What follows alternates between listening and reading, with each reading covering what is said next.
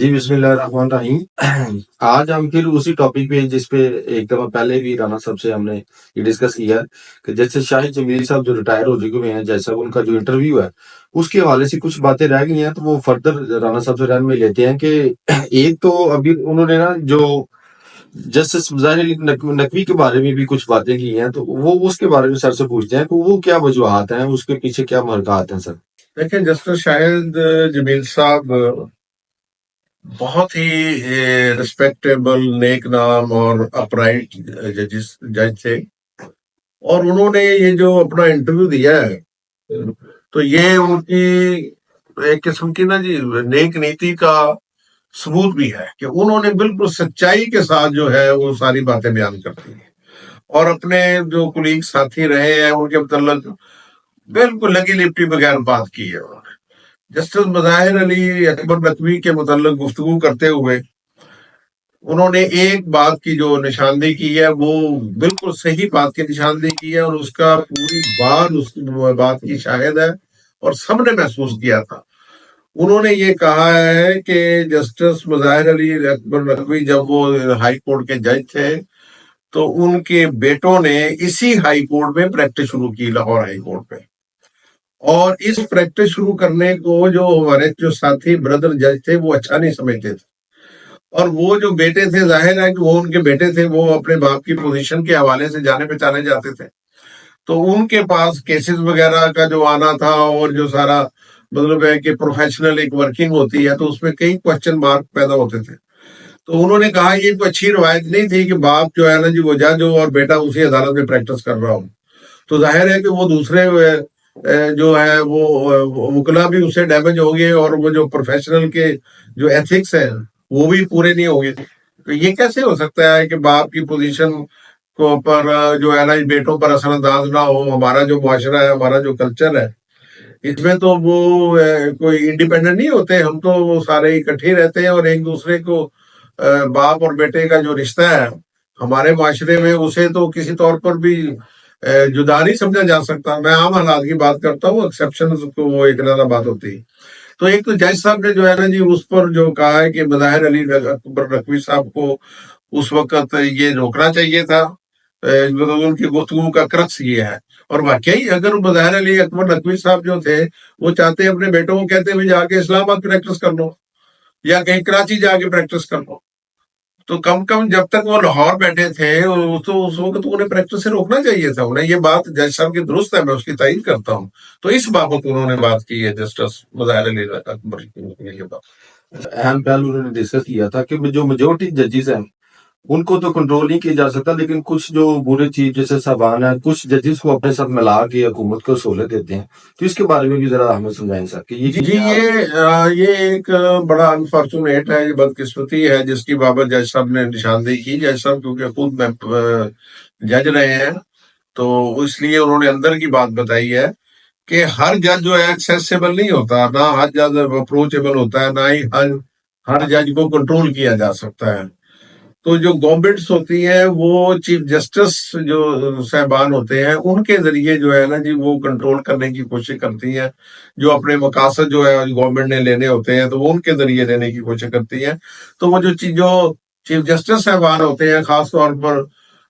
وہ chief justice صاحبان جو جن کے متعلق انہوں نے کہا کہ وہ برے چیف جسٹس تھے، تو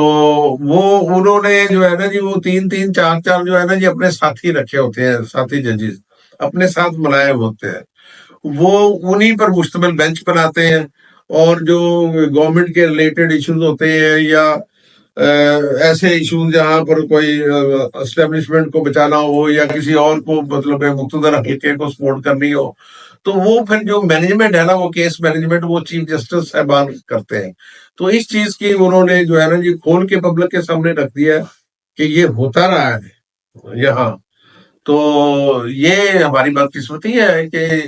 اور انہوں نے تو بڑی کھل کے بات کی ہے کہ یہ جو 2-3 ہمارے چیف جسٹس صاحبان گزرے ہیں، جس میں سردار شمیم صاحب تھے، جسٹس قاسم علی خان صاحب تھے، جیسے حال ہی میں ریٹائر ہوئے ہیں جو جسٹس امیر بھٹی صاحب تھے، کہ ان کے حوالوں سے کوئی اچھی روایات نہیں ہیں لاہور ہائی کورٹ پہ۔ تو انہوں نے یہ میں سمجھتا ہوں کہ بڑا یہ بولڈ ان کا ایک مطلب ہے کہ انٹرویو ہے جس میں انہوں نے کچھ بہت ساری حقیقتیں کھول کے رکھ دی. تو سر ایک وہ اور بھی پہلو بتا رہے تھے عدالتوں کے اوپر جو ہے نا وہ کیسز کا بوجھ بہت بڑھ گیا ہے، وہ کوئی ریٹ ریجیکشن کی بات کر رہے تھے، اس کی بھی تھوڑی سی وجوہات بتائیں سر. ہاں یہ انہوں نے ایک بڑی اچھی ایک نشاندہی بھی کی ہے اور بات بھی کی ہے. انہوں نے کہا جی کہ اس وقت عدالتوں پہ بہت بوجھ ہے، عدالتوں کو بہت کام کرنا پڑتا ہے. ایک جج جو ہے نا جی وہ صبح سے شام تک اسے کام کرنا پڑتا ہے، فیصلے لکھوانے پڑتے ہیں، فیصلے کو ڈرافٹنگ کے بعد اس کی کریکشن کرنی پڑتی ہے، پھر سائن کرنے پڑتے ہیں. سائن کر کے وہ جج جو اپنے گھر جاتا ہے. وہ انہوں نے کہا کہ عام طور پہ مغرب ہو جاتی ہے صبح سے لے کے شام تک. تو اس میں انہوں نے کہا ہے کہ یہ جو ریٹ جوریڈکشن ہے جس کی انہوں نے تعریف کی ہے، اور یہ واقع ہی ہمیں احساس نہیں ہے ہمارے ملک میں ریٹ جوریڈکشن جو ہے یہ پبلک کے لیے ایک بہت بڑی بلیسنگ ہے. جس طرح ہمارے ہاں انتظامیہ فیل ہوئی ہے اور جس طرح انتظامیہ سیاسی اثر و رسوخ کے تابع آ گئی ہے کہ یہاں تو کوئی جو ہے جو بیوروکریٹس ہیں وہ جب تک وہ سیاسی طور پر انہیں مطلب ہے کہ کچھ نہ کہا جائے، سکرو نہ دیا جائے یا اسے اپروچ نہ کیا جائے، وہ تو ایک فائل یہاں سے لے کے فائل یہاں تک نہیں آتی، کئی مہینے نہیں آتی، بلکہ آتی ہی نہیں ہے بعض کا. تو ایسے حالات میں جب کہ بیوروکریسی نے اپنا کام کرنا چھوڑ دیا ہے یا اپنا کام اس طرح کرتے ہیں جس طرح جو برسر اقدار سیاستدان ہوگا، جو ان کا وزیر اعلیٰ ہوگا، وزیر ہوگا، جو وہ کہہ دے گا وہ ہو جائے گا، جو وہ نہیں کہے گا وہ نہیں ہوگا. تو ایسے تو نہیں، بیوروکریسی کا جو پورا ہمارا جو سروس سٹرکچر ہے وہ تو پبلک کی سروس کے لیے ہے، اسی لیے تو ساری کے ساری پبلک کو ڈلیوری کرنی ہوتی ہے. تو اس حوالے سے کیونکہ وہ انتظامیہ کام نہیں کر رہی اس طرح، تو وہ پھر عدالتوں پر جو ہے نا جی بوجھ آتا ہے. لوگ ریٹ لے کے آ جاتے ہیں جی کہ یہ ہم فلاں کے پاس گئے تھے، اس نے ہمارا یہ کام نہیں کیا، یہ ہمارا یہ حق تھا، یہ نہیں ملتا. تو جج صاحب نے اس کی بات کی ہے کہ یہ ریٹ جوریڈکشن جو ہے یہ ایک بہت بڑی لوگوں کے لیے ایک سہولت ہے، اور ہمارے ملک میں ہمارے آئین میں یہ ایک بہت بڑی یعنی کہ لوگوں کے لیے ایک بلیسنگ ہے کہ جو غریب آدمی ہے جو ریٹ جوریڈکشن کے ذریعے جو ہے نا جی اپنی ریلیف لے لیتا ہے. تو کیونکہ ریٹیں بہت زیادہ ہوتی ہیں اس لیے وہ عدالتوں پر جو ہے نا جی ان کا بوجھ ہے. تو اس لیے وہ جو ہے نا جی وہ ججز جو ہیں وہ اتنے کیس لگے ہوتے ہیں، اور وہ مطلب ہے کہ وہ اس کا کام کے حوالے سے انہوں نے بات کی تھی. تو ویسے انہوں نے ریٹ جوریڈکشن کی اور جو ججز جس طرح محنت کر رہے ہیں اس حوالے سے تو انہوں نے اس کی تعریف کی ہے. سر ایک اور بڑا پہلو انہوں نے جو ڈسکس کیا ہے وہ صابر مٹھو کے حوالے سے وہ بات کر رہے تھے کہ وہ ان کے پاس آئے اور انہیں پہلے ہی پتا تھا کہ رحیل شریف صاحب کو ایکسٹینشن نہیں مل رہی بلکہ قمر جاوید باجوہ صاحب آ رہے. تو یہ تو سر یہ اس کا کیا مطلب ہے کہ ادارے بھی انڈیپینڈنٹ نہیں کام کر رہے تھے؟ یہ تو ظاہر ہے کہ یہ تو ہر آدمی کو پتا ہے، یہ تو جس طرح کہہ لو کہ روشن اور کھلی کتاب ہے کہ یہاں ادارے کس طرح پرفارم کرتے ہیں. تو دیکھنا یہ کتنی بدقسمتی ہے کہ ہمارے ملک کے جو اعلیٰ ترین اداروں کی تعیناتیاں ہیں وہ بھی ادارے اپنے طور پر کسی میرٹ کی بنیاد پر نہ کر سکے بلکہ مینجمنٹ کی بنیاد پر کریں. اس انٹرویو سے جو چیز سامنے آئی ہے کہ وہ میاں مٹھو صاحب جو کہہ رہے تھے جی کہ مجھے وہ چند مہینے پہلے جب وہ کنفرم ہوئے ہیں 2014 میں یہ جسٹس شاہ جمیل صاحب جو ہے نا جی ایلیویٹ ہوئے ہیں ہائی کورٹ پہ، تو یہ میرا خیال ہے کہ 1.5 سال بعد یہ کنفرم ہو گئے تھے. تو یہ 2016 کے جو ہے نا جی اوائل میں یہ قریب جو ہے نا جی وہ کنفرم ہوئے. تو اس وقت جو ہے کئی مہینے پہلے جو ہے وہ انہوں نے بتا دیا تھا کہ ہمارا جناب ڈیل ہو گئی ہے اور راحیل شریف صاحب کو بھی ایکسٹینشن نہیں مل رہی اور جنرل قمر جاوید باجوہ صاحب آ رہے ہیں، اور مٹھو صاحب کی اس سے پہلے ان کے ساتھ میرا خیال ہے کہ یہ ہو سکتا ہے کہ وہ رشتہ داری کے معاملات بھی شاید پہلے طے ہو چکے ہیں. وہ شادی تو میرے خیال شاید بعد میں ہوئی تھی، بہرحال اس کے متعلق میں کچھ کہہ نہیں سکتا، لیکن جو بزنس کے معاملات تھے اور جو ذاتی ان کے تعلقات تھے وہ تو شاید پہلے سے ہی باجوہ صاحب کے ساتھ ڈویلپ ہو چکے تھے. لیکن ہم کہاں پہنچ گئے ہیں کہ بڑے بڑے جو عہدے ہیں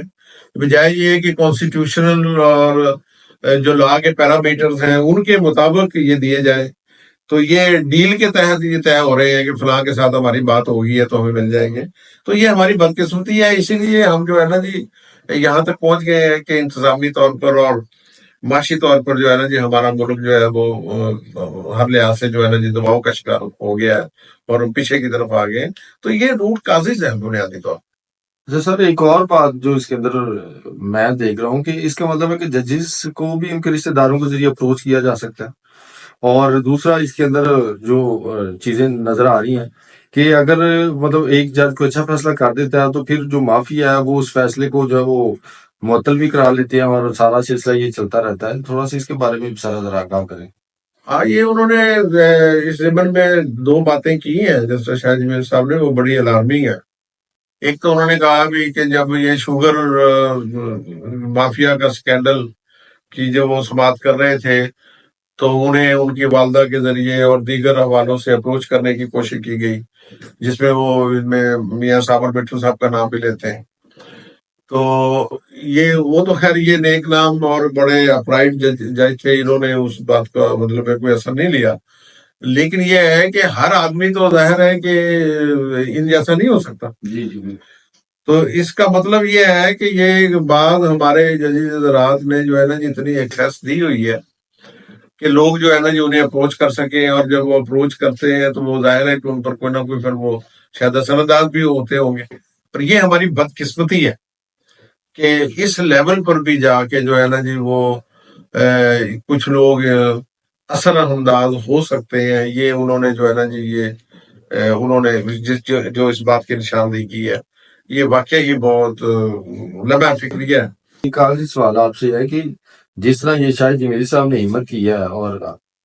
حقائق قوم کے سامنے رکھے ہیں، تو جو باقی ججز ہیں وہ اس طرح ہمت کیوں نہیں کر پا رہے؟ ہاں بیٹا، یہ بہت ایک اہم سوال ہے. اللہ کرے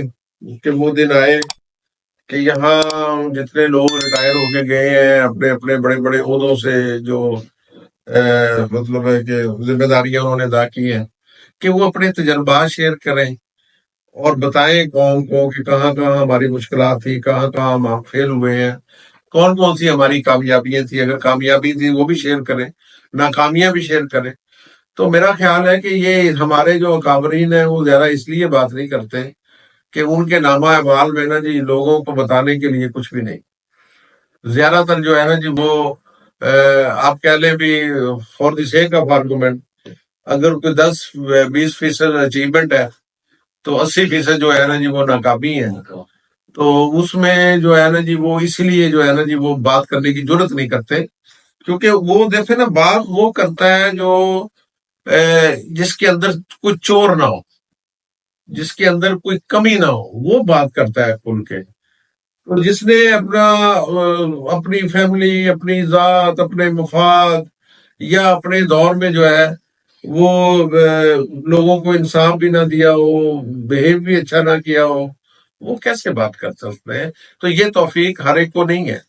یہ میں سمجھتا ہوں کہ یہ ایسے لوگ جو جسٹس شاہد جمیل جیسے جو ہمارے سابق جج ہیں، تو انہیں چاہیے کہ وہ میدان میں آئیں اور اپنے تجربات شیئر کریں اور بتائیں کہ اسے ہم کس طرح ہمیں ریفارم کر سکتے ہیں، کون کون سی باتیں ہیں. لیکن زیادہ تر لوگ یہ کام نہیں کر سکتے. اس کی وجہ یہ ہے کہ ان کے اندر جو من کا چور ہے نا وہ انہیں یہ کام کرنے کی اجازت نہیں دیتا.